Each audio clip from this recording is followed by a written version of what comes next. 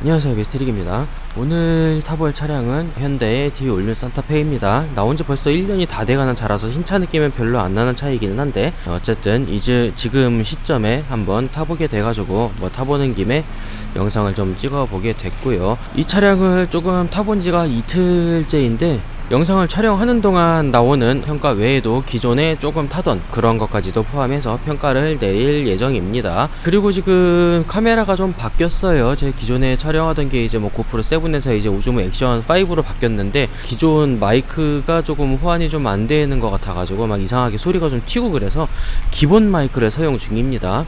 카메라 기본 내장 마이크를 쓰다 보니까 소리가 좀 고르지 못하거나 좀 작거나 할 수 있다는 점 미리 좀 말씀을 드리겠습니다.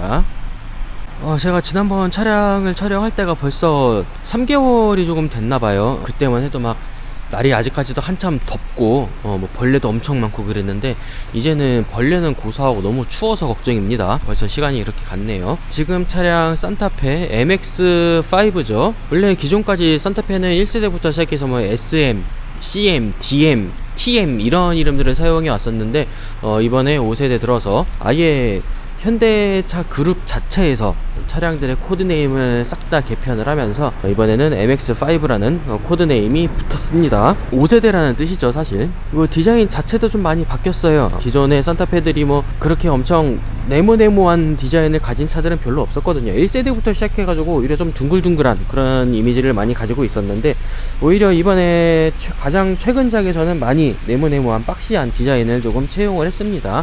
그래서 뭐 생각하기 나름이기는 한데, 박스카 특유의 약간 좀 공간에서 우월한 그런 모습을 조금 찾아볼 수는 있어요. 근데 뭐 사실 그렇다고 해도 디자인적으로 공간을 조금 살렸다 뿐이지 급을 뛰어넘는 공간을 보여주고 있는 것은 아닙니다. 그 점은 분명히 좀 해야 될 것 같아요.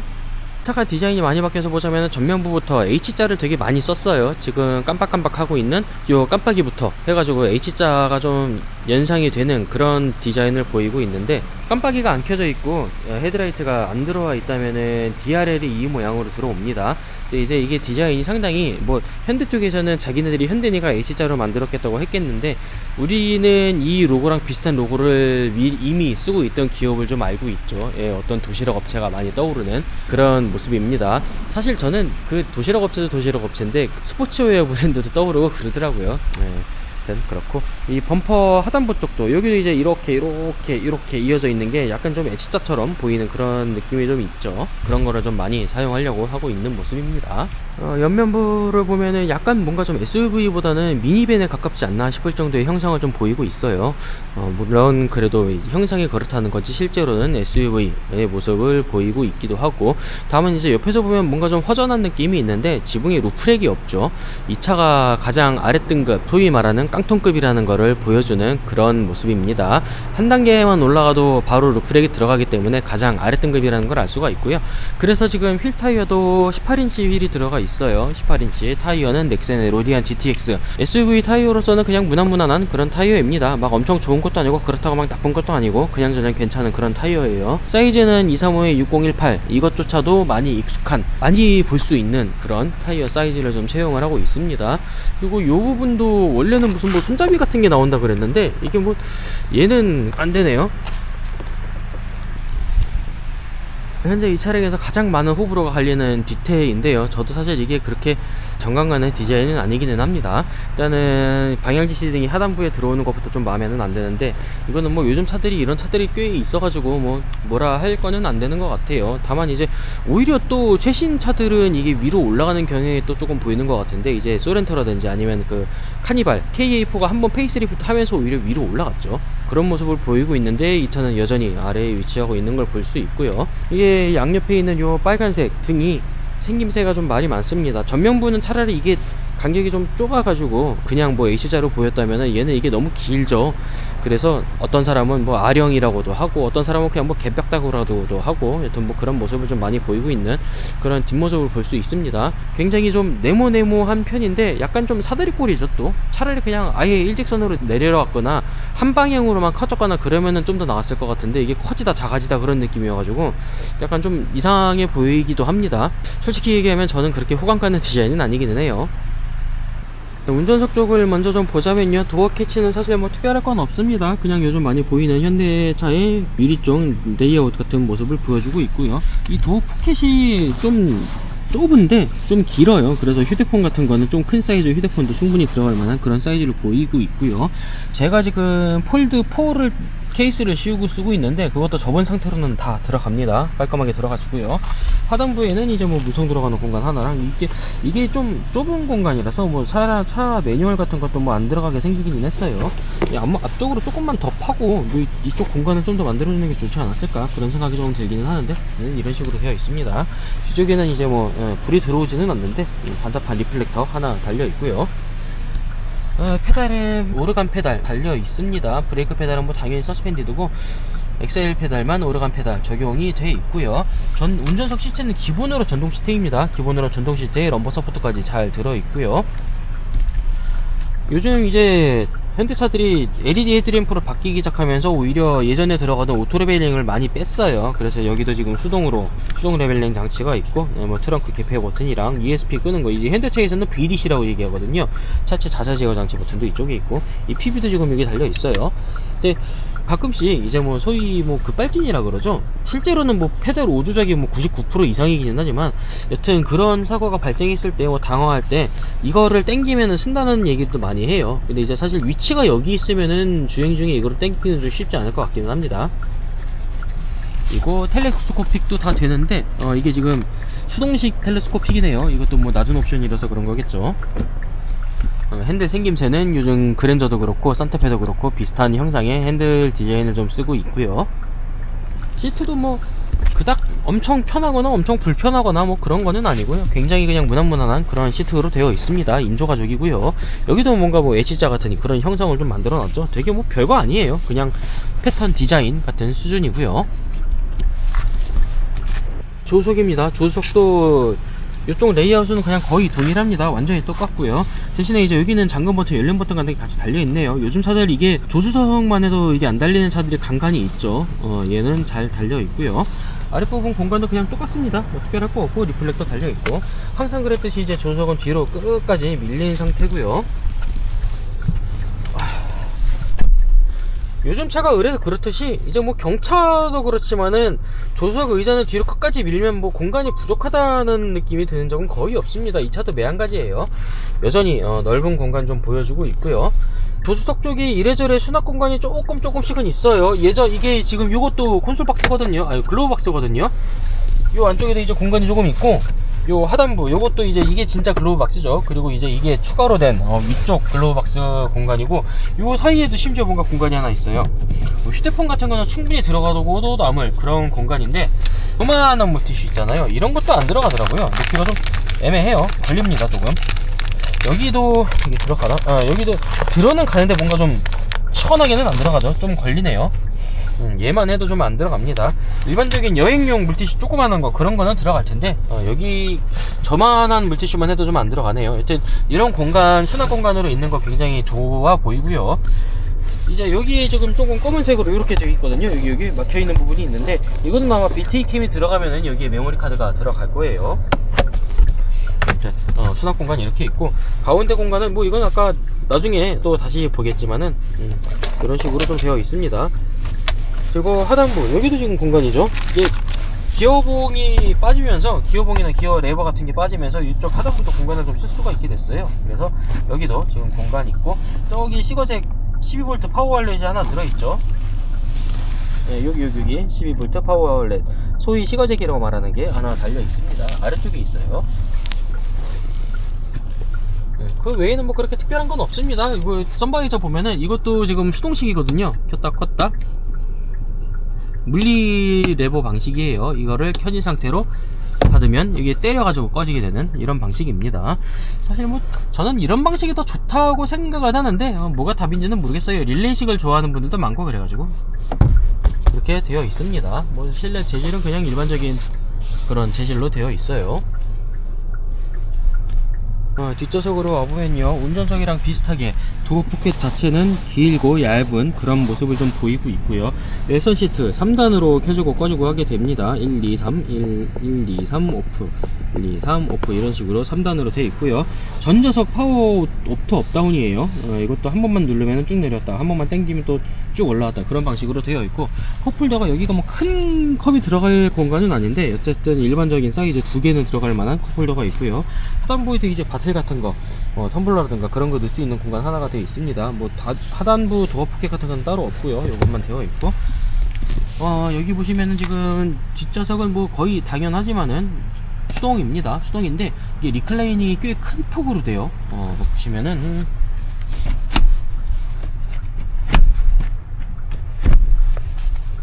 이게 지금 거의 제일 세워져 있는 각도거든요. 90도 가까이 지금 제일 세워져 있는 각도인데, 여기 보시면 차이가 꽤 많이 나죠. 벌써 이렇게만 봐도 차이가 꽤 나거든요. 이렇게 보면 더 정확한데 차이가 꽤 많이 납니다. 이것도 지금 다 높인 게 아니에요. 더 뒤로 넘어가요.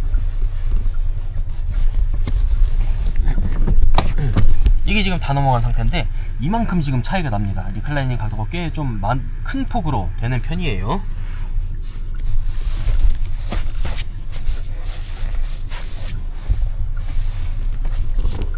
그리고 지금 조수석은 2열을 뒤로 끝까지 밀려 있는 상태고, 운전석은 이제 저한테 맞춰져 있는 상태인데 공간은 꽤 넓습니다. 들어가 보면은 지금 이거를 이 시트를 좀 세워놔가지고 그렇게 등받이는 편하진 않은데 공간은 엄청 넓죠. 주먹이 하나, 둘, 셋, 3개 반? 그 정도는 들어갑니다. 물론 이제 제가 키가 좀 많이 작은 놈이라는 거를 감안을 좀 해야 되는데 그걸 감안해도 사실 굉장히 넓은 편이에요. 그리고 시트도 지금 이게 제 위로 거의 최대한 올리는 거거든요. 시트를 하단부 공간도 꽤 많이 남습니다. 시트 아래 공간도 이거를 위로 올린 기준으로 해가지고 좀 많이 남아 있고요. 저쪽에 뭐 에어벤트도 하나 보이네요. 그리고 지금 이게 콘솔 박스가 이렇게 해도 열리거든요.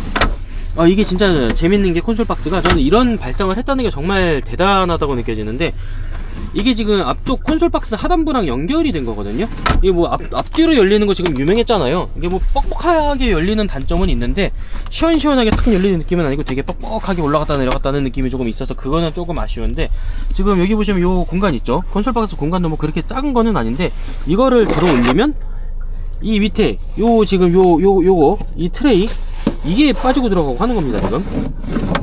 지금 이렇게요. 그러니까 이 뒷부분은 지금 뒷좌석이랑 같이 쓸 수 있는 수납 공간이고, 이걸 당기면 이 앞쪽에도 지금 공간이 있는 거예요. 이거 진짜 공간 활용 엄청 잘했지 싶어요. 여기 이렇게 쓰고 여기 이렇게 쓰고, 저 이거 보고 진짜 엄청 감탄했습니다. 감탄에 감탄을 거듭했어요. 처음 뭐 얘기 나올 때부터 신기했는데, 뭐 이렇게 뒤로 열리는 것도, 아니 뭐 사실 뒷좌석 타면서 이거를 열 일이 뭐 얼마나 있겠냐마는, 이런 발상을 했다는 것 자체가 너무 대단한 거예요. 제 입장에서는 참 하기 힘든 생각인데. 근데 이제 조금 아쉬운 거는 이 앞뒤 버튼을 동시에 눌러서 이 뚜껑을 아예 열어버리는 그런 것도 할 수 있지 않았을까 하는 아쉬움은 조금 있네요. 이게 기술적으로 안 되나? 이렇게 열 수 있으면 그것도 할 수 있을 것 같은데 그게 안 되는 건 조금 아쉽습니다, 뭔가. 그리고 시트 뒤에 있는 요 충전 포트, 요거랑 운전석이랑 조수석이랑 다 달려 있죠. 요것도 제 현대차 탈 때마다 감탄하는 부분이고요. 이런 거는 사실 제조사들 다 따라해도 좋지 않을까요? 이런 거는 어디까지나 진짜 탑승객 편의를 위한 건데, 이 정도는 뭐 특허고 뭐고 그냥 다 해줘도 좋을 것 같은데 안 하는 것 같네요. 현대차 말고 이런 거를 본 차가 제가 별로 없는 것 같아요. 그리고 시트백 포켓 플라스틱으로 마감돼 가지고 이런 식으로 다 돼 있고요. 이게 조석이 뒤로 끝까지 밀려있는 상태인데 그 와중에도 탈만은 해요. 일단은 운전석만큼 넓진 않아도 하나 하고 하나 반 이상 들어갑니다. 이게 또 그 리클라이닝 각도가 꽤 크게 되다 보니까 이렇게 돼 있어도 뭐 그렇게 불편하지 않아요. 꽤 편합니다. 아래 공간도 되게 넓은 편이에요. 조석은 뭐 그렇게 올리고 뭐하고 하지 않았는데 그 와중에도 발 공간도 되게 넉넉한 편이고, 머리 공간도 뭐 그렇게 작지는 않고요. 이게 뭐 제가 키가 작아서 그런 것도 있는데 그거를 제외해도 천장 자체는 낮은 편은 아닙니다. 그래도 뭐 엄청 높다고 하기는 좀 그런데 확실히 낮지는 않아요, 천장도 보면은. 그리고 실내등이 지금 다 이쪽에 달려있거든요. 전에도 얘기한 적이 있지만 썬루프가 들어가는 차들이 보통 여기에 달리는 경우가 꽤 있어요. 이 차 같은 경우는 썬루프가 안 들어가기는 했지만은 썬루프 때문에 이 조명을 끄트머리로 빼는 그런 모습을 좀 보고 있고요. 3열 쪽에도 달려있죠. 그리고 에어벤트가 2열은 여기 달려있거든요. B필러 쪽에 이렇게 여기 달려있는데, 뭐 팰리세이드 같은 경우는 여기 달려있잖아요. 뭐 천장에 달려있는 차도 있고 아니면 이 하단부에 달려있는 차도 간간히 볼 수 있는데, 뭐가 좋다라고 얘기하기엔 조금 애매합니다. 뭐 이걸 좋아하시는 분들도 있고 이걸 좋아하시는 분들도 있고, 그러니까 뭐 하나가 정답이라고 얘기하기엔 조금 그래요. 뭐 각자 장단이 조금 있다고 생각은 합니다. 문 손잡이도 이렇게 돼 있고, 그리고 이제 센터 시트에 암레스트, 여기도 지금 컵홀더가 있거든요. 여기는 좀 큰 컵도 들어갈 것 같은데, 그러니까 지금 2열에만 컵홀더가 총 6개가 있는 거예요. 저쪽 문에 2개 달려있고, 가운데 암레스트에 이렇게 또 2개 달려있고, 여기도 또 2개 달려있고, 여기는 뭐 작은 거밖에 안 들어갈 것 같지만은, 근데 이제 다만 조금 아쉬운 거는 여기 뭐 이거를 잡아주는 게 아무것도 없네요. 보통 2열 암레스트에는 조금 이게 인색한 편이기는 해요. 이 차뿐만 아니라 다른 차들도, 뭐 수입차들도 여기에 뭐 그거 잡아주는 날개 이렇게 달아주는 거 되게 인색하게 굴기는 하는데, 뭐 가끔씩 있는 차들도 있고 그래가지고 조금 아쉽기는 합니다. 그런 거 있고 없고가 되게 막 차 흔들려고 그럴 때 그 흔들흔들 하는 거, 그런 거 막아주는 거에 되게 좀 효과가 좋은데 조금 아쉬운 부분이네요. 이게 지금 다 세워진 겁니다. 차이 많이 나죠. 리클라이닝 된 거랑 안 된 거랑 굉장히 좀 차이가 많이 납니다. 그래서 의자를 뒤로 끝까지 밀면은 자세가 되게 좀 릴렉스 할 수 있는 그런 자세가 나와요. 이게 요 앞쪽 공간 넉넉한 것까지 같이, 발 공간 넉넉한 것까지 해서 하면은 꽤나 편한 자세로 갈 수 있습니다. 이제 트렁크랑 3열 시트를 좀 같이 볼 건데, 트렁크부터 보자면은 이게 트렁크가 뭐 되게 크게 열린다고 얘기를 좀 많이 했었거든요. 트렁크 여는 버튼은 이쪽입니다. 기본 깡통부터 전동 트렁크 적용이에요. 이게 지금 이렇게 다 열린다고 해가지고 되게 막 크게 열린다, 우리는 이걸 짐칸을 굉장히 크게 쓸 수 있다, 이런 식으로 광고를 많이 했는데, 솔직히 제 입장에서는 잘 모르겠습니다. 제가 뭐 대형 SUV를 몰고 있어서 그런 걸 수도 있는데, 팰리세이드 같은 경우만 하더라도 여기 이제 램프가 좀 남아 있잖아요. 테일 램프가 이쪽에 좀 붙어 있다 보니까 요 고무 라인이 이렇게 내려오다가 요쪽으로 요만큼 파여서 들어오는 그런 감이 있긴 있어요. 지금 그런 게 없이 일자로 내려온다고 지금 장점이라고 하는 건데, 저는 솔직히 이게 그렇게까지 장점이라고 할 만한 건가는 잘 모르겠습니다. 어차피 열리면은 거기서 거기에요. 이거 겨우 한 1cm, 2cm, 3cm 그거 더 열린다고 뭐 그렇게 체감되고 뭐하고 그런 거 솔직히 없거든요. 저는 개인적으로 트렁크 이거 면적 뭐 한 2, 3cm 튀어나온 한이 있더라도 차라리 이 깜빡이를 위로 올리는 게 더 유리하지 않나, 그런 생각을 좀 합니다. 만약에 얘네가 이거 열리는 거를, 이렇게 열리는 거를 포기를 못 하겠다 그러면 깜빡이는 뭐 계속 밑에 있을 거예요. 이게 법적으로 트렁크를 열어도 비상등 같은 거는 보이게끔 하는 그런 제도가 있기 때문에 한계가 좀 있습니다. 그런 면에 있어서. 그리고 트렁크 공간도 지금 이게 7인승 차거든요. 7인승이다 보니까 뒤에 이게 2개가 시트예요. 그래서 이쪽을, 시트가 올라와 있으면 이쪽을 수납 공간으로 못 쓰고, 이게 5인승 같은 경우는 이제 이 아래쪽도, 이 시트 부분 하단부도 좀 파여있는 막 공간이 좀 있는데, 이거는 시트 때문에 하단부 공간이 죽어버리다 보니까 공간을 그렇게까지 잘 활용할 수는 없는데, 문제가 뭐냐면은 이게 시트가 올라오면 이 공간밖에 못 쓰잖아요. 요 뒤에 요 부분. 그래서 이 아랫부분 공간이 중요한데 없어요. 지금 오른쪽에 타이어 수리킷이랑 거의 견인고리 같은 거 들어있고, 왼쪽에는 이제 소화기랑 삼각대 같은 거 들어있는데, 이 소화기랑 삼각대 때문에 지금 이 공간이 좀 많이 죽어요. 그래서 수납 공간이 좀 솔직히 말하면 좀 부족합니다. 트렁크 쪽에는 이걸 차라리 이 아래 안쪽으로 더 집어넣게, 이게 뭐 보통은 이게 1단이고 이걸 더 들면 아래쪽에 공간이 더 있잖아요. 그래서 이거를 아래쪽으로 더 집어넣는 게 맞지 않나, 그런 생각은 조금 드는데, 굳이 그냥 이렇게 해놨네요. 이게 타이어 수리킷 같은 거는 사실은 요즘 이거보다 더 안쪽으로 숨기거든요. 이런 식으로 대놓고 요 안쪽에다가 넣어놓는 경우는 카니발 같은 경우를 제외하고는 그렇게 흔히 본 적이 없는 것 같은데, 굳이 이렇게 해놓네요. 이게 그닥 좋은 방식이 아닌 것 같은데, 하단부에 공간이 없나? 뭐 하이브리드 같은 차들 뭐 배터리 들어가는 것 때문에 뭐 이렇게 해놔, 어쩔 수 없이 이렇게 했다 그러면은 뭐 할 말은 없기는 한데, 사실 뭐 좋은 방식인지는 잘 모르겠습니다. 개인적으로는 이게 그닥 좋은 방향이라고 생각은 안 들어요. 수납 공간이 너무 손해를 많이 봐서, 특히나 7인승 같은 차는 진짜 이거 수납 공간 손해 많이 보는 거거든요. 이게 뭐 사실상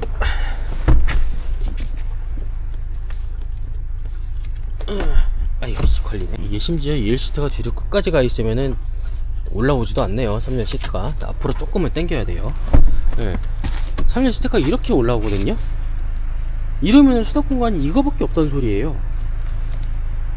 아니 뭐 물론 산타페급에서 뭐 3열까지 다 세워가지고 뭐 6명 7인승 꽉꽉 태워 찰 일은 별로 없을 겁니다. 그래서도 안 되고 불편해서 그렇게 타지도 못해요. 사실은 얘네들 3열은 거의 뭐 9세기에 가까운 공간이기 때문에 그렇게까지 되지도 않는데, 그럼에도 불구하고 이거 6명 7명 타면은 그거 짐이나 다 들어가겠습니까? 이거 가방도 못 들고 탈 것 같은데, 안고 타야겠는데요. 가방 같은 것도 못 싣겠는데, 캐리어는 뭐 꿈도 꾸면 안 되고 공간이 좀 많이 작아요. 차라리 그래서 이거라도 뭐 이 판 자체를 뭐 열고 닫고 할 수 있게 해가지고 이 아랫부분까지 같이 해서 위에 뭐 여기에다가 뭘 쌓아놓거나 그렇게 할 수 있는 공간이 좀 있어야 되는데, 이게 공간이 진짜 너무 많이 죽었어요. 트렁크 공간은 좀 많이 아쉬운 부분이 있어요.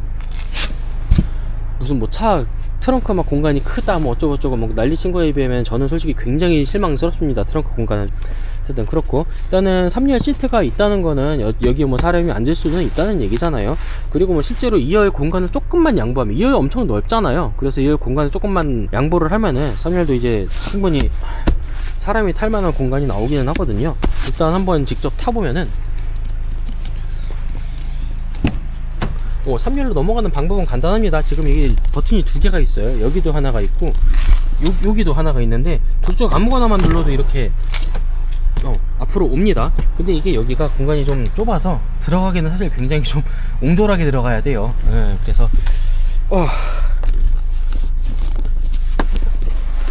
아이구야 아이고 조금 이렇게 들어가야 되는 불편함은 좀 있거든요. 그리고 손잡이 같은 게 없네요. 아야야. 2열 시트를 조금 양보하면 공간은 괜찮을 것 같거든요. 이것만 앞으로 조금 당기면은 나쁘지 않은 공간이 될 것 같기는 한데, 어쨌든 그냥 이런 식으로 무릎 딱 닫고 이렇게 각도는 사실 그렇게 나쁘진 않아요. 엄청 불편한 각도는 아닌데, 아무래도 이 시트가 좀 작고 그러다 보니까 영 편하다고 하기는 좀 어렵습니다. 그리고 3열에도 아이소픽스 골이 다 있어요. 이거는 이런 거는 굉장히 좋죠. 아이고, 그래서 2열을 조금만 양보를 하면은 3열도 어느 정도 사람을 타고 갈 수 있을 것 같기는 하거든요. 길어봐야 1시간 정도 타면 이거 뭐 찌뿌둥 해가지고 되겠냐마는, 이게 뭐 창문도 작지가 않아요. 그래서 뭐 그렇게 개방감도 그렇게 뭐 나쁘진 않고 뭐 폐쇄적인 느낌은 안 들 것 같고, 천장도 이제 뒤쪽까지 조금 높게 있거든요. 그래서 뭐 천장도 괜찮아요. 천장 높이도 나쁘지 않고, 그래서 탈만은 합니다. 뭐 아까 구색이라고 얘기는 했는데 완전 구색까지는 아닌 것 같아요. 어떻게든 조금 체구가 작은 사람들, 뭐 저처럼 이제 키 작은 놈이라든가, 아니면 좀 학생들, 아니면 이제 좀 여성분들, 이런 분들은 3열에도 탈 법하기는 합니다. 물론 승차감은 많이 안 좋겠지만. 이런저런 뭐 표현 장비들도 있어요. 여기 뭐 충전, 고속 충전 포트 소켓도 있고, 뭐 에어벤트도 달려있고, 컵홀더도 2개씩 있고, 오른쪽에는 이제 바람, 요거까지 있거든요. 공조장치도. 근데 이거 에어컨만 되는 것 같아요. 뭐 히터는 안 되나? 앞에서 조정해야 되나? 근데 뭐 리어 AC로 되어 있는 거 보면 진짜로 뭐 에어컨만 나오는 게 맞는 것 같기도 하고 그러네요. 무슨 뭐 고리 같은 것도 이렇게 있고, 컵홀더랑 여기는 이건 이제 사실 트렁크에서 쓰는 용으로 나오는 거겠죠. 요거는 여기도 뭐 전기 포트 C타입으로, 여기 있는 포트는 진짜 뭐 C거적 하나를 제외하면 싹 다 C타입입니다. A타입이 없어요. 그래서 그냥저냥 뭐 진짜 억지로 꾸겨 앉을만은 하다, 그 정도로 보시면 될 것 같습니다. 어차피 뭐 2명 앉는 시트니까. 그래도 트렁크 공간을 너무 많이 소비해가지고 저는 그냥 5인승을 하는 게 맞지 싶어요. 아예 뭐 독립 시트를 쓰고 싶으면 6인승을 하는 게 맞고, 그게 아니라면은 굳이 7인승, 6인승 하면서 3열 시트를 추가할 이유가 그렇게 있나까지는 잘 모르겠습니다. 저도 사실 메인 패밀리 SUV는 3열까지 있어야 되고, 뭐 3열을 활용할 수 있어야 된다, 그런 주의이기는 한데, 이 정도 공간 같으면 차라리 그냥 트렁크 공간으로 활용하는 게 맞지 싶어요. 요즘 뭐 어차피 일가족 뭐 5명 이상 있는 일가족도 별로 없어가지고, 기껏해야 애 하나 둘인데 이거 나가는 것도 또 일이겠는데.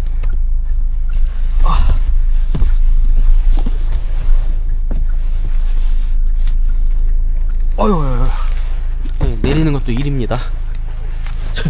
확실히 좁아요. 3열을 상정하고 만든 차는 아닌 것 같기는 해요. 당연하지만은 2열 폴딩도 다 되고 있고요. 2열 폴딩을 시키면 이런 모양새가 됩니다. 꽤 깔끔하게 접히기는 하거든요. 완전 일자는 아니에요. 완전히 180도 풀플랫은 아니고 한 170도 175도 그 정도 거기는 하거든요. 이게 지금 보면 이렇게 보면 되게 평평해 보이는데, 막상 만져보거나 누워보면 완전 평평하지는 않고, 2열 시트가 딱 접히는 게 아니라 조금 조금 위로 올라와요. 그래가지고 티는 조금 나긴 나는데 이 정도면 사실 굉장히 괜찮은 게 요 지금 2열이랑 3열 사이에 틈이 거의 없죠. 이제 대형 SUV 같은 경우는 이게 사이에 틈이 생겨가지고 이거를 막아주는 뭐 평터나 패드라든가 뭐 그런 것도 팔고 있는 마당인데 이 차만 해도 2열을 아예 뒤로 슬라이딩을 끝까지 해버리면은 이렇게 틈 없이 평탄화 매트 같은 거 필요 없이 쓸 수 있는 이런 공간이 됩니다. 잘 메꿔져요. 그래서 그냥 뭐 이불이라든가 침낭이라든가 이런 거 하나만 있으면 그냥 누워서 잘만 할 것 같거든요. 크기를 좀 보면은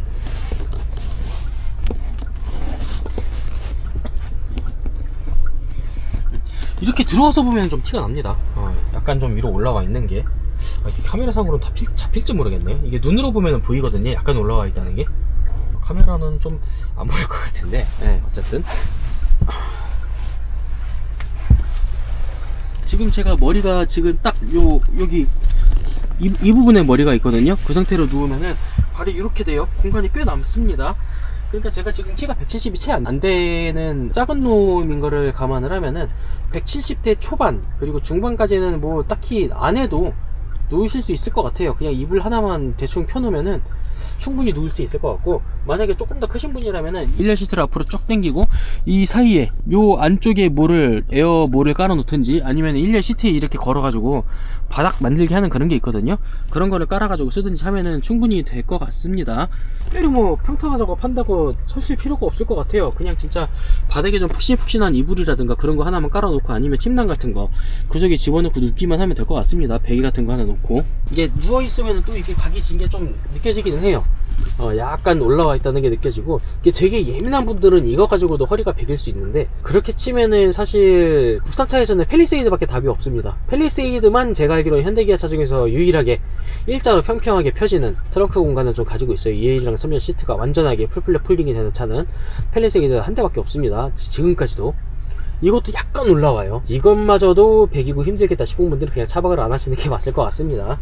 아니면 진짜 팰리세이드를 모셔야죠. 어쩔 수 없죠. 그래도 이 정도면은 충분히 훌륭한 차박 공간이라고 볼 수 있습니다. 5인승은 어떻게 나올지는 모르겠네요. 5인승도 뭐 이거랑 비슷하겠죠. 어차피 여기는 수납 공간 위에 덮는 판때기가 하나가 더 있을 테니까.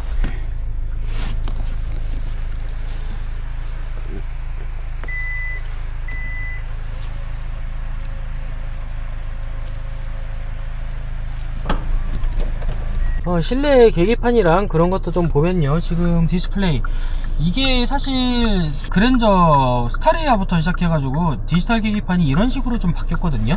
이게 뭐 깡통 차다 보니까 디스플레이 옵션 같은 것도 좀 안 들어갔을 거예요. 그래서 뭐 그렇게 크게 바뀌는 것도 없는 것도 맞기는 한데, 그랜저 같은 것도 초반에 이 디자인이 너무 밋밋하다고 좀 많이 까여서 패치가 들어가가지고 업데이트가 들어가서 좀 바뀌기는 했거든요. 근데 이 차 같은 경우는 아직 안 바뀌었네요. 그냥 뭐 옵션 때문에 안 바뀐 건지 아니면 이 차만 적용을 안 해서 이게 클러스터 변경이 없는 건지는 모르겠는데, 그닥 뭐 이쁘다고 보기는 좀 어려운 그런 클러스터 모양이고요.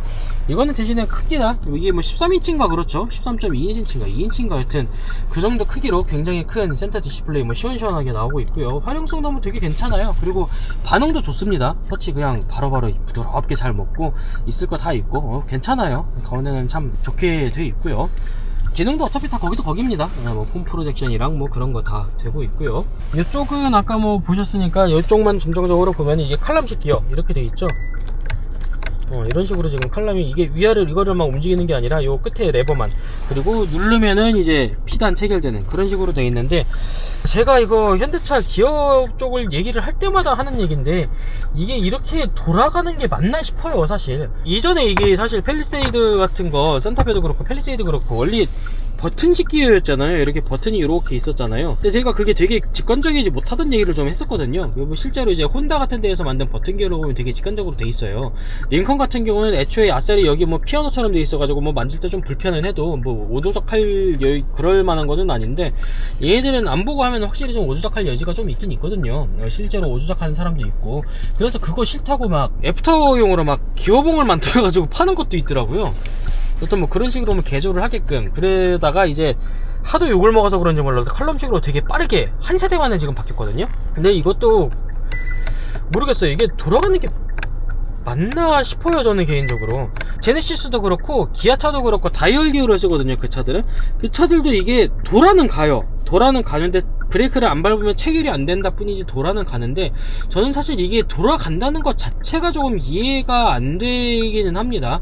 그 다이얼 기어를 처음 차용했던 이제 제규어 랜드로버부터 해가지고 회사를 자회사로 먹고 있었던 포드도 다이얼 기어를 쓰고 있는데 걔네들은 안 돌아가거든요. 브레이크를 안 밟으면 걔네들 아예 락 걸려가지고 안 돌아가요. 그리고 이제 뭐 예를 들어서 뒤에 둔 상태로 벨트 풀고 문을 열면은 지가 알아서 따라락 돌아가서 P로 가고 뭐 그렇게 되어 있거든요. 기어 체결은 안 되고 돌아간다, 이게 사실 맞는지 잘 모르겠습니다. 이 칼럼도 지금 그래요. 브레이크를 안 밟으면은 이게 지금 이게 뜨잖아요. 브레이크를 밟은 상태로 변속하라고 뭐 알려는 주는데, 어차피 전자식이라서 락 걸려면 얼마든지 걸 텐데 이거를 굳이 락을 안 걸고 돌아가도록 두는 게 맞나, 그런 생각이 조금 듭니다.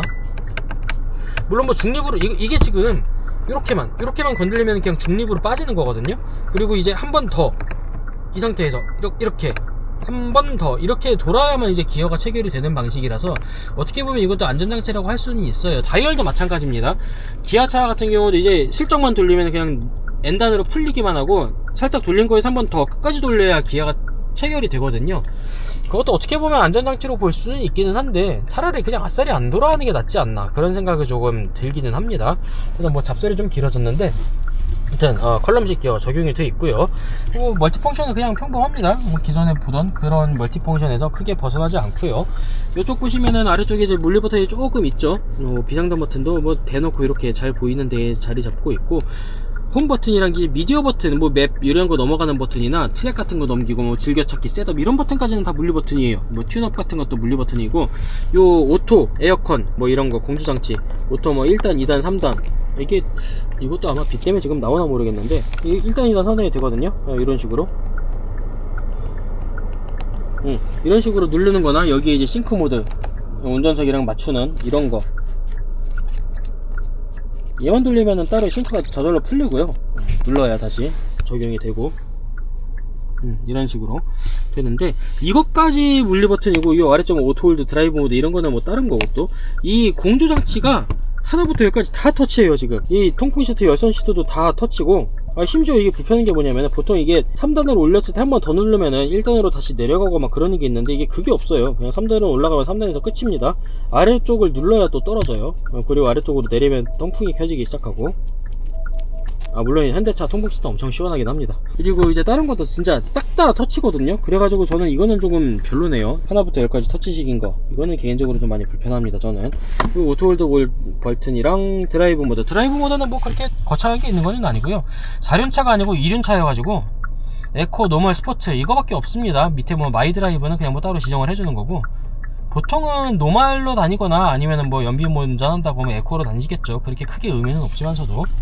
그리고 IGSG 끄는 거, 그리고 뭐 힐 디센트 컨트롤이라고 그러죠. 내리막길 이제 경사로 보조장치, 저속주행 그런 거랑 카메라, 이게 옵션이 없어가지고 어라운드 뷰도 안 들어가 있거든요. 심지어 전면 카메라도 없어요. 그래서 후방 카메라만 나옵니다. 카메라 화질은 되게 괜찮은 편이거든요. 이게 지금 밤이라 가지고 좀 이렇게 자글자글하게 보이는데, 낮에는 진짜 화질 되게 괜찮습니다. 밝은 데에서는 깨끗하게 깔끔하게 잘 나와요. 어라운드 뷰도 화질 되게 괜찮게 나올지 싶은데 옵션이 안 들어가가지고 좀 아쉽기는 하고요. 그리고 이제 이거는 뭐 그냥 주차 센터 삑삑거리는 거, 뭐 소리 안 나게 하는 거. 그리고 여기 패드가 2개 있는데, 이게 무선 충전 패드고요. 이게 엄청 정확하게 맞춰줘야 되더라고요. 지금 된 거죠. 뭐 됐는데 또 안 될 때도 있고, 이 표시가 들어와야 됩니다. 이 표시가 하나 둘 셋 이렇게 들어와야 되는 건데 켜지긴 하네요. 이런 식으로 들어와야 지금 제대로 들어간 겁니다. 되게 좀 예민하더라고요. 차가 움직일 때 조금 흔들리면 꺼졌다가 다시 들어오는 경우도 있고 그렇고, 이제 C타입 충전 포트가 여기 하나 있고 이쪽에 하나 있죠. 고속 충전 포트 2개 적용되어 있고요. 그 뒤쪽에 컵홀더 이렇게 2개가 있거든요. 개인적으로 사실 이렇게 세로 쪽으로 2개가 있는 게 더 편한 것 같은데, 뭐 이것 때문에 이렇게 해놨지 싶기는 해요. 일단 이렇게 있고, 여기는 잡아주는 날개가 이렇게 가운데에 이렇게 달려있죠. 4개가 이쪽에만 있고, 요 끝에 쪽에는 없어요. 끝에 쪽에는 있고 없고, 가운데 쪽에만, 여기도 끝에는 없죠. 가운데만 이렇게 나와 있고요. 이것만 해도 사실 충분히 도움은 돼요, 이게 잡아주는 거에 있어서. 그리고 이제 이게 제가 항상 편의점에서 리뷰할 때마다 쓰는 D컵인데, 이게 지금 요만큼 들어가요. 꽤 많이 들어가죠. 은근히 깊습니다. 벤티컵이 들어가도 그렇게 막 툭 튀어나오고 그러진 않을 것 같아요. 그리고 아까 보여드렸던 센터 콘솔, 앞뒤로 다 열리는 거, 지금도 이거 감탄이 절로 나옵니다. 어떻게 이런 발상을 했는지. 다만 이제 뻑뻑해요. 뭐 이 차만 그런 게 아니라 제가 전시장 가서 만져본 차도 뻑뻑한 게 원래 이렇게 뻑뻑하게 나오는 것 같아요. 어떻게 뭐 한계가 있어서 그런지 어떤지 모르겠는데 조금 뻑뻑합니다. 이건 약간 좀 단점이긴 하고요. 그리고 뭐 다른 거는 별건 없습니다. 오버헤드 콘솔 쪽도 그냥 평범해요. 실내등은 일단 다 LED 같은 게 박혀 있는 것 같고요. 뭐 블루링크랑 뭐 SOS 이런 거고, 이것도 심지어 터치네요. 아닌가? 버튼인가? 터치 같죠? 이것도 심지어 터치예요. SOS 버튼만 물리 버튼입니다. 다른 건 다 터치예요. 하이패스 카드를 넣어주세요. 다 터치고 SOS 버튼만 물리 버튼으로 되어 있습니다. 다른 건 다 터치예요. 일단 터치가 좀 많아서 좀 아쉽기는 한데 일단 이 정도 보시면 될 것 같고요. 다른 거는 그렇게 특별한 건 없어요. 계기판도 뭐 별거 없습니다. 그냥 이런 거, 네, 이런 거, 이게 다예요. 뭐 별거 없어요.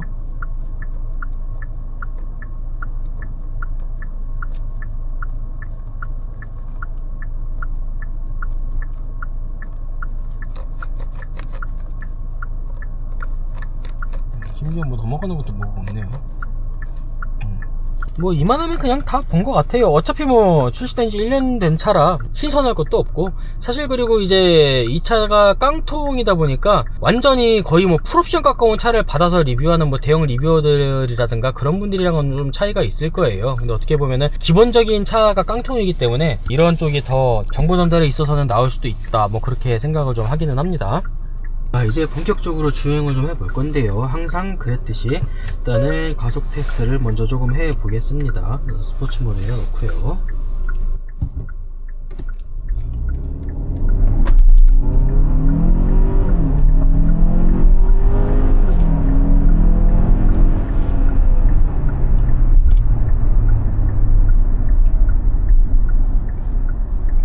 가속력은 뭐 그렇게 흠잡을 거 없이 뭐 괜찮은 수준의 가속력을 보여주고 있습니다. 다만 이제 이게 280마력짜리 차거든요. 2.5 가솔린 터보 280마력짜리 차량인데 280마력이라는 걸 생각하면은 약간 갸웃하게 되는 그런 느낌이기는 해요. 그냥 7초 그 후반대 아니면 8초 초반대 정도 나오지 싶기는 하거든요.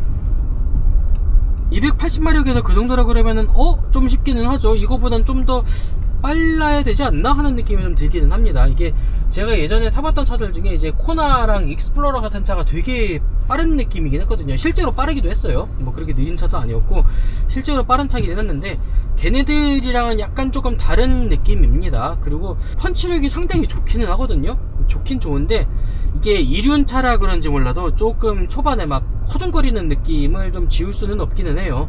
이게 외기온도가 지금 막 엄청 많이 낮은 상황은 아니거든요. 뭐 영하 1도 막 영하 2도 아니면은 이제 영상 1도 2도 막 이 정도 나오는 수준인데, 이 정도 가지고 그렇게 막 그립을 잃는 수준은 아닐 것 같고, 어차피 제가 여기까지 타고 온 것도 있고 가속력이 뭐 충분히 좋은 편이기는 한데 스펙을 생각하면은 약간 이거 맞나? 이런 느낌이 조금 드는 그런 스펙이긴 합니다.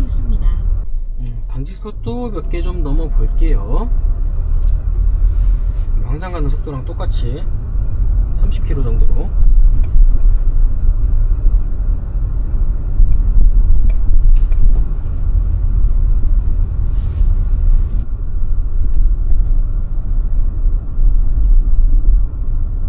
네, 그냥 좀 스무스하게 넘어가기는 하는데 막 엄청 부드럽게 넘어가는 편은 또 아니에요. 차가 약간 좀 단단한 성향이긴 하거든요. 현재 현대의 디올뉴 산타페, 이제 산타페 5세대죠. 가솔린 터보, 가솔린 2.5 터보 차량 시승하고 있습니다. 사실 뭐 시승은 아니고 대차받아서 지금 타고 있는 거고요.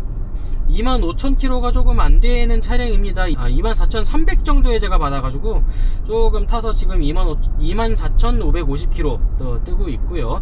그래서 이게 평가는 제가 지금 타는 것뿐 아니라 지금까지 타왔던 몇백 킬로 탔던 그런 느낌까지 포함해서 같이 이야기를 조금 하려고 합니다. 이 앞쪽에 조금 길이 안 좋은 도로죠. 한번 지나가 볼게요.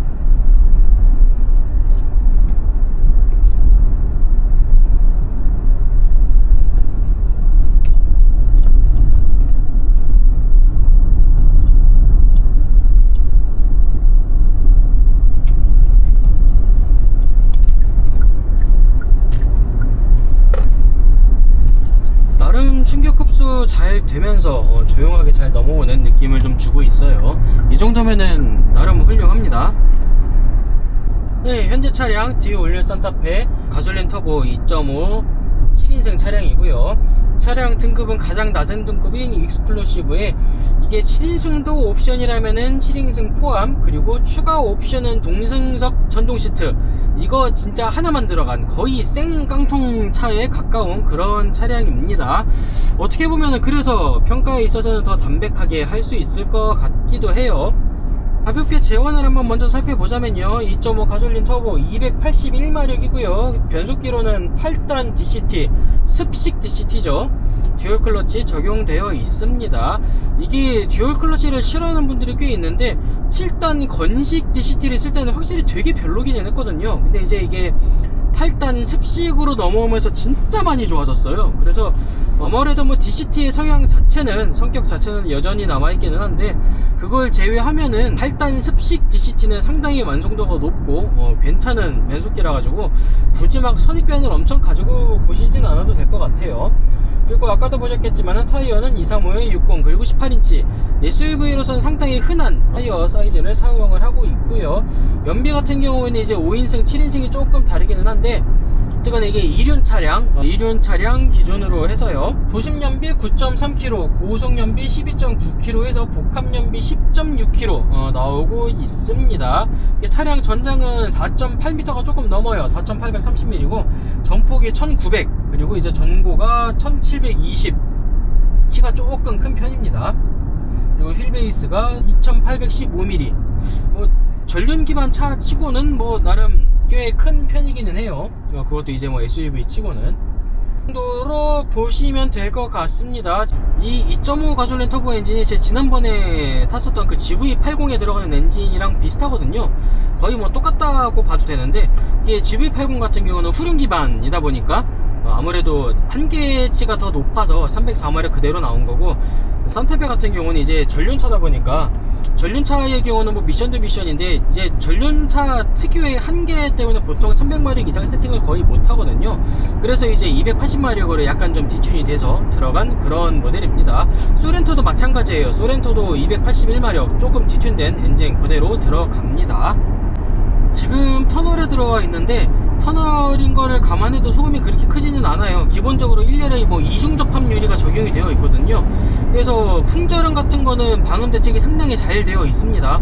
꽤 조용하다는 느낌을 좀 받을 수는 있어요. 물론 이제 지난번 GV80이랑 비교하면 당연히 안 되고요. GV80이 훨씬 조용하고, 이제 일반적인 대중차 중형 SUV 치고는 꽤 조용한 편에 속하는 그런 수준이기는 합니다. 풍절음에 있어서는 이게 차 형상 자체가 풍절음이 되게 불리한 형상인데, 그걸 감안하면 진짜로 소음은 잘 잡았어요. 근데 이제 문제는 노면 소음은 그렇게까지 열심히 잡지 않았는지 노면 소음은 확실히 조금 올라오는 편이기는 합니다. 조금 아쉬운 부분이긴 해요. 풍절음 대비해서 노면 소음이 조금 올라오는 게 와닿는 그런 느낌이기는 합니다.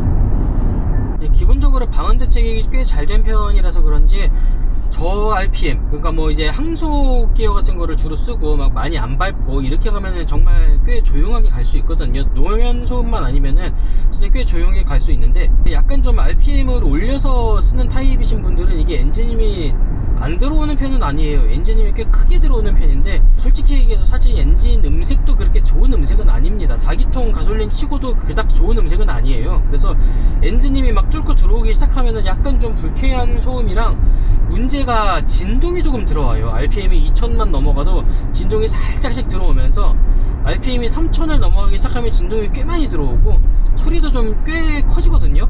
근데 사실 그때 소리가 좀 그렇게 듣기 좋은 소리는 아니기는 합니다. 소음이랑 진동이.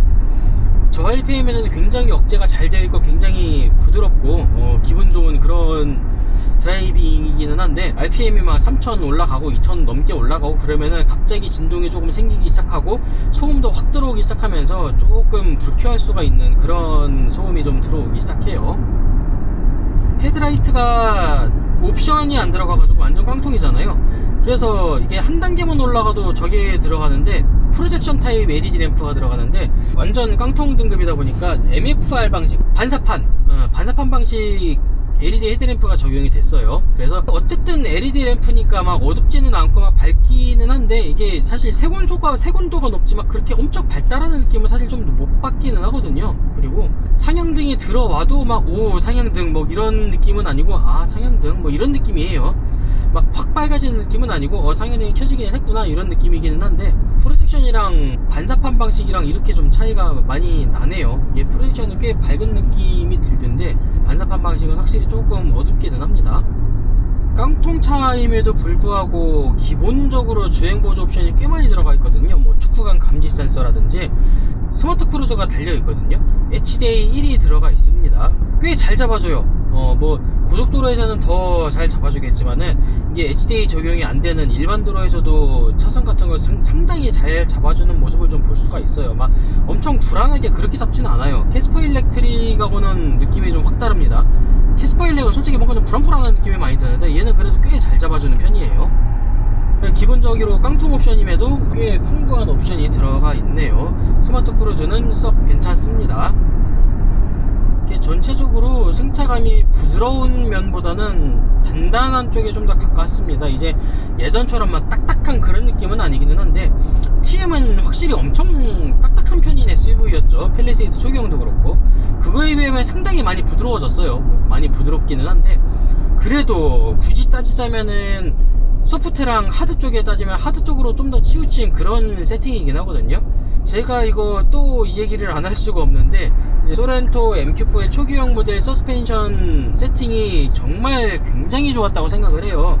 부드러울 만큼 부드러우면서도 잡아줄 땐 또 꽉 잡아주는 그런 느낌의 서스펜션을 제가 굉장히 감탄하면서 탔었는데 그거에 비하면 이것도 조금 아쉽습니다.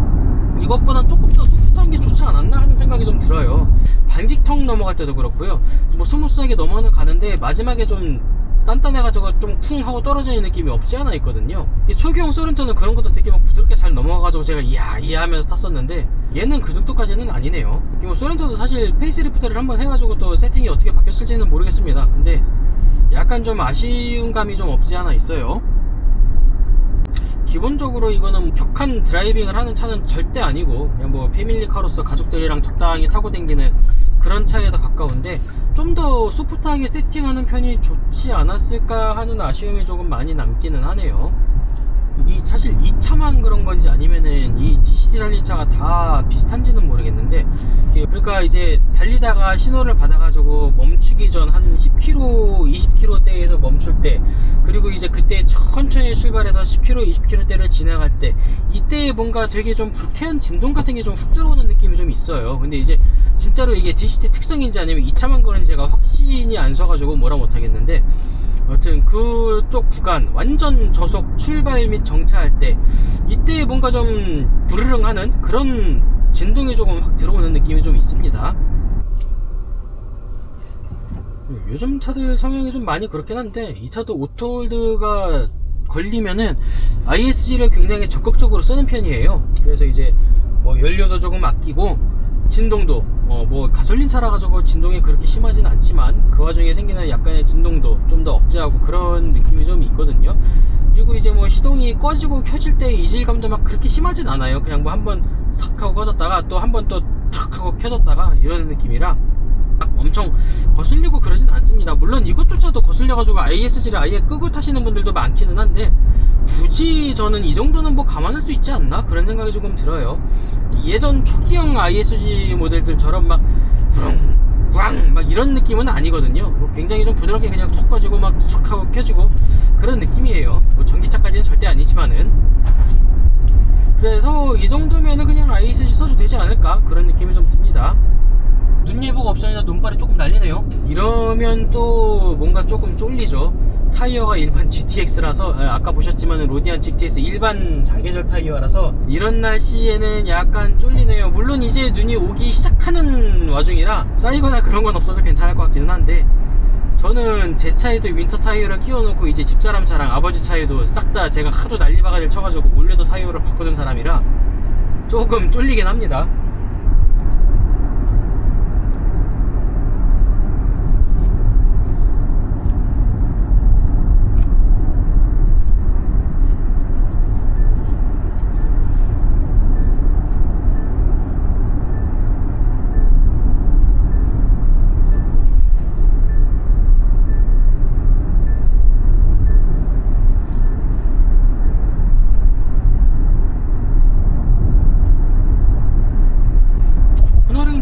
적당히 괜찮고요. 근데 이제 지난번에 제가 카니발 타면서도 얘기한 적이 있는데, 전륜차, 이 전륜 이륜차 중에서 이제 조금 길거나 약간 좀 큰 차, 뭐 그런 차들의 이제 한계가 여실히 드러나는 그런 거동을 좀 보이고 있습니다. 막 엄청 안정적으로 돌아 나간다고 하기엔 약간 조금 어렵긴 해요. 물론 뭐 되게 불안한 거는 아닌데, 안정적이다라고 하기에도 조금 애매하게 그렇게 넘어가는 거동을 조금 보이고 있습니다. 이게 아까 제로백 급가속 테스트를 할 때 스펙치고는 조금 뭔가 하다고 얘기를 했었는데, 이게 0에서 100까지 갈 때 느껴지는 가속력이랑 100에서 그냥 계속 추가로 밟았을 때 쭉 올라가는 가속력이나 뭔가 체감상 좀 비슷한 그런 느낌이 들긴 하거든요. 그러니까 제로백도 제로백인데 제로 200이 되게 괜찮을 것 같은 느낌이 좀 들어요. 물론 뭐 제가 200까지 밟아본 게 아니라서 뭐 화가 날 수는 없는데, 리니어하게 쭉 밀고 올라가는 그런 느낌이 있거든요. 아무래도 뭐 DCT다 보니까 동력 손실이 적어서 더 그런 느낌을 받을 수도 있는데, 계속 막 쭉쭉 올라가는 거를 보면은 200까지도 그렇게 긴 시간이 걸리지 않을 것 같습니다. 이거는 꽤 메리트이기는 해요. 근데 이제 문제가 뭐냐면은, 사실 200까지 밟고 댕길 만한 사람은 그렇게 많지는 않거든요. 그래서 이게 사람들이 느끼기에는 제로 200이 무슨 의미가 있냐, 제로 100만 충분히 빠르면 그게 우리가 체감할 수 있는 전부다, 틀린 말이 아닙니다. 그래서 사실 제로 100이 중요한 거기는 해요. 제로 200도 뭐 성능을 판별하는 중요한 요소 중 하나이기는 하거든요. 제로 200은 꽤 잘 나올 것 같은데, 이제 제로 100이 약간 좀 기대에 살짝 못 미치는 그런 모습을 보여가지고 그건 조금 아쉬운 부분이긴 합니다. 사이드미러의 크기가 그렇게 크지는 않은 편이라서 약간 사각도 조금 있는 편이기는 해요. 이게 뭐 완전 평면 거울은 아니고 그래도 조금은 광각미러가 들어간 것 같아가지고 여기저기 좀 보이기는 하는데, 개인적으로 이거보다 조금 더 광각이었으면 좋겠다는 느낌이 좀 듭니다.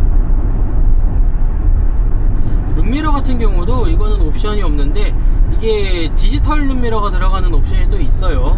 뒤에 있는 카메라로 보는 그런 옵션이 있는데, 얘는 뭐 그런 게 아니라서 일반 eCM 룸미러가 장착이 되어 있습니다.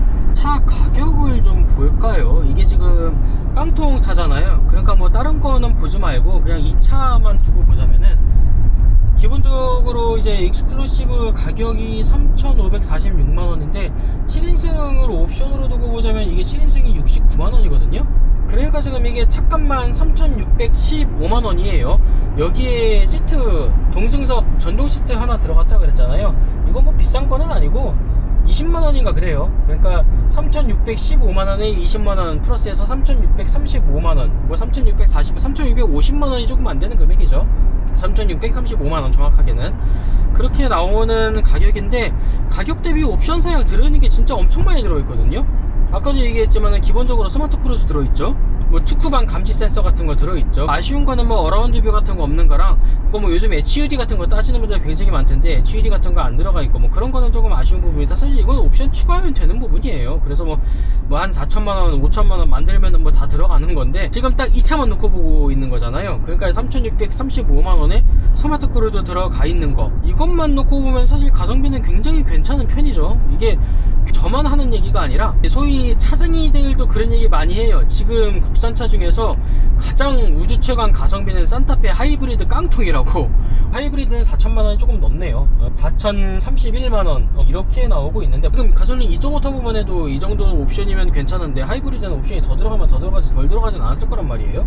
사실 4천만원에 그 정도면 어지간한 거 다 있는 거죠. 꽤 괜찮은 가격이고, 그게 아니더라도 3,640만원이 안 되는 가격에 이 정도면은 많이 들어가 있는 거죠. 뭐 이미 센터 디스플레이 엄청 큰 거 들어가 있고, 스마트 크루즈 들어가 있고, 기본적으로 차라는 거의 역할을 다 하고는 있으니까요. 뭐 운전석, 조석, 통부시트 다 들어있고, 2열 열선시트 다 들어가 있고, 있을 거 뭐 다 있잖아요, 나름대로 패밀리카로서는. 그래서 이 정도면 가성비 진짜 좋은 거 아닌가 그런 생각은 합니다. 사실 뭐 스포티지나 투싼 같은 것도 옵션 조금만 집어내면 4천만원이 그냥 넘어가는데, 이 정도면은 진짜 가성비 괜찮은 거 아닌가 하는 생각이 좀 듭니다. 저도 사실 그 말에 굉장히 동의하는 편이에요. 이 정도면 가성비 좋은 걸로.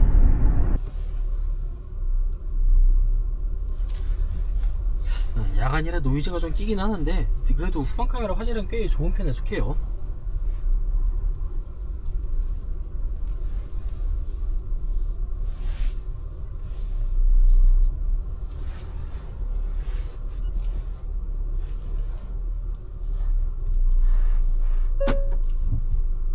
오늘 산타페 가솔린 2.5 터보 7인승 한번 타봤는데요.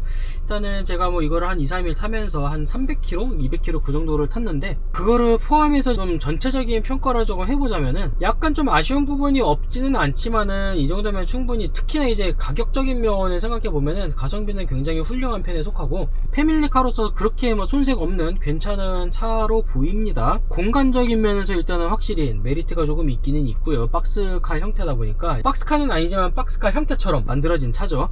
그러다 보니까 공간적인 면에서 특히나 헤드룸 면에 있어서 많은 좀 이점을 보이고 있고, 그거를 포함해서 2열 공간도 뭐 넉넉하고 3열은 조금 애매하긴 해서 저는 개인적으로 3열은 안 넣는 거를 좀 추천을 드리고요. 그리고 이제 옵션이 이 차 같은 경우는 좀 많이 아쉬운 게 있는데, 뭐 HUD 같은 거 좋아하시는 분들은 뭐 하이테크 같은 거 넣으셔도 되고, 저는 사실 요즘 현대차는 빌트인 캠을 넣는 게 좋다고 봐요. 이게 빌트인 캠 1 같은 경우는 좀 문제가 좀 많았는데, 지금 들어가는 빌트인 캠 2 같은 경우는 상당히 많은 부분을 보완해서 나왔고 화질도 진짜 좋거든요. 그래서 가능하시면은 웬만하면은 빌캠 넣으시는 거 조금 추천드리고요. 그 외부 불박 같은 거 솔직히 좀 까박까깝할 때가 있긴 있거든요. 그래서 빌캠 같은 거 넣으시는 것도 꽤 좋은 선택이라고 생각이 좀 들고요. 그리고 뭐 이것만 해도 예지가는 옵션 같은 건 다 들어있기도 하고, 특히 뭐 스마트 크루즈가 기본인 거 너무 좋고요. 축구방 감시 센서 같은 거 기본인 것도 너무 좋고요. 그래서 1635만원 가격에 이 정도면은 굉장히 훌륭한 가성비를 보이고 있다고 생각합니다. 물론 이거는 뭐 개개인이 생각하기 나름이에요. 오늘의 차 산타페 2.5 가솔린 터보 7인승 지금까지 타면서 제가 생각나는 뭐 얘기는 말씀을 드렸고요. 혹여라도 제가 지금 영상에 얘기하지 못했던 내용 중에서 궁금하신 사항이라든가 그런 거 있으신 분들은 댓글로 남겨주시면은 제가 뭐 아는 한에서 일단은 어떻게 답변을 드려보도록 하겠습니다. 지금까지 시청해주셔서 감사합니다.